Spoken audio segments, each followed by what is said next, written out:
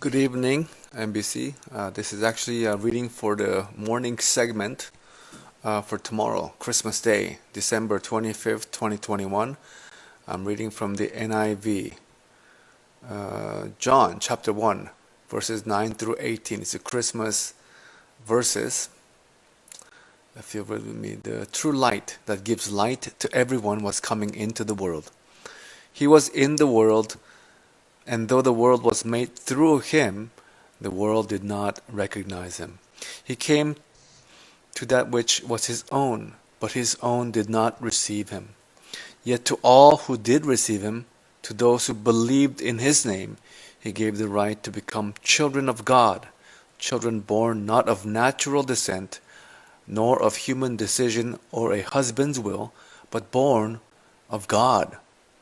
The world became flesh and made his dwelling among us. We have seen his glory, the glory of the one and only Son, who came from the Father, full of grace and truth. John testified concerning him, he cried out, saying, "This is the one I spoke about when I said, 'He who comes after me has surpassed me, because he was before me.' Out of his fullness we have all received grace in place of grace already given. For the law was given through Moses, grace and truth through Jesus Christ. No one has ever seen God, but the one and only Son, who is himself God and is in closest relationship with the Father, has made him known." This is the word of the Lord. Merry Christmas, everybody. This text gives us a tremendous assurance, and also kind of a duty, an impetus to share the love of Christ with the rest of the world, because we have here in him, in the person of Jesus Christ, who, it says here in verse 14, he became flesh and made his dwelling among us.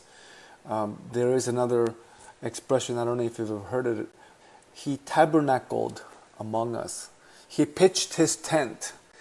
The God of all the universe, through whom everything was built, he has chosen to come into our human history and be born as one of us, so that he could guide and lead us to the heavenly light of our God the Father. It says here that no one has ever seen God but the one and only Son, who is himself God.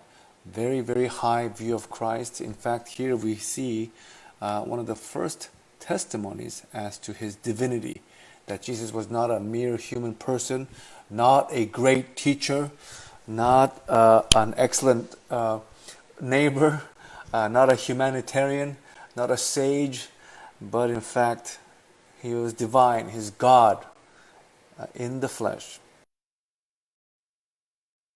The closest in essence, and also in the unity with God the Father, the maker of all the heavens and the earth. That is the Christian testimony, the Christian witness. That is the Christmas message, folks. It's a very big deal. And the rest of the world, they may not know these fine points of theology, but they're celebrating along with us. They don't know.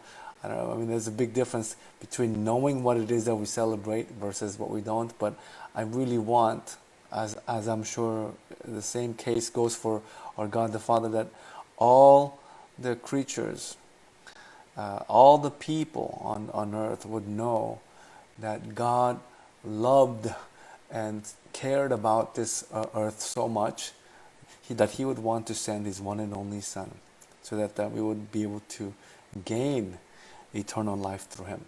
So let this be the Christmas message for all of you, and have a joyous season, everybody. Hello, Pastor Ted. Okay, I'm going to sign out. Blessings to you.